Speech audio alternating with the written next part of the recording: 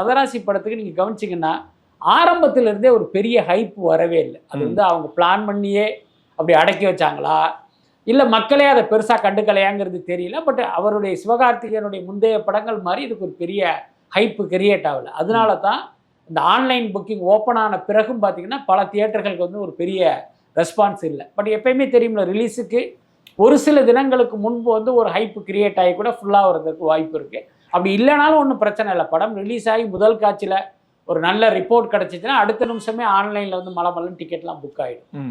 இப்போ சிவகார்த்திகேயனோட இந்த சக நடிகர்கள்லாம் இருக்காங்களா சார், இப்போ சிம்பு சார் ஆகட்டும், தனுஷ் சார், அவங்க எல்லாருமே ஒரு படி சீனியராக தான் இருப்பாங்க. ஆனால் இப்போ அவங்களெல்லாம் விட சிவகார்த்திகேயன் வந்து ஒரு படி மேலே இருக்காரு சார். அதுக்கு என்ன காரணமாக இருக்குது? அது வந்து ஓனாக கிரியேட் ஆகுதா இல்லை அவர் வந்து கிரியேட் பண்ணிக்கிறாரு சார்? கிரியேட் பண்ணது தான். சிவகார்த்திகேயனை பொறுத்த வரைக்கும் ஒரு ஸ்டாராக உருவானவர் கிடையாது, ஒரு ஸ்டாராக உருவாக்கப்பட்டவர். ஓகே, இது வந்து நம்ம தப்புன்னு சொல்ல முடியாது. ஏன்னா நீங்கள் வந்திருக்கிறது ஒரு கிளாமர் ஃபீல்டுக்கு வந்துடுறீங்க. அப்போ உங்களை முன்னிறுத்தினால்தான் நீங்கள் அடுத்த கட்டத்துக்கே போக முடியும். இதுதான் பேசிக் ஸ்ட்ராட்டஜி. ஆனால் இப்போ சிம்பு போன்றவர்கள்லாம் அதெல்லாம் அவங்க வந்து ஒரு பொருட்டாகவே நினைக்கல.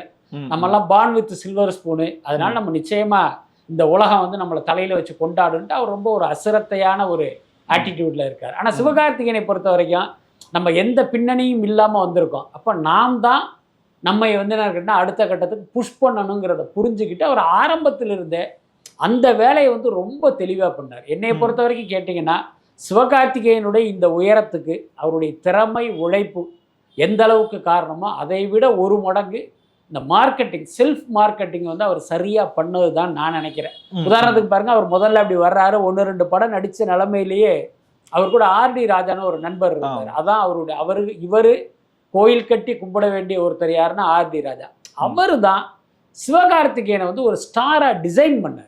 ஏன்னா இவருக்கு வந்து யார் ஜோடியாக நடிக்கணும், யார் டைரக்டரு, என்ன கதை, யார் ப்ரொடியூசரு, இந்த படத்தை எப்படி மக்கள்கிட்ட கொண்டு போகணும், அவ்வளோ வேலை பார்த்தார்.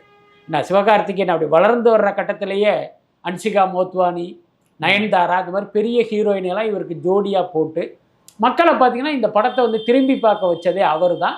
ஸோ அதை வந்து இவர் கரெக்டாக புரிஞ்சுக்கிட்டார். ஆகா, நம்ம இவ்வளவு தூரம் வந்ததுக்கு ஆர்டி ராஜா ஃபார்முலா வந்து ரொம்ப ரொம்ப முக்கியமானதுன்னு புரிஞ்சுக்கிட்டு அதை அதுக்கப்புறம் இவரே செல்ஃபாக ஃபாலோ பண்ண ஆரம்பிச்சிட்டார். அதுதான் இன்னைக்கு பார்த்தீங்கன்னா மற்ற ஹீரோக்களை விட சிவகார்த்திகேயன் ஒருபடி மேலே இருப்பதற்கு அது ஒரு முக்கியமான காரணம்.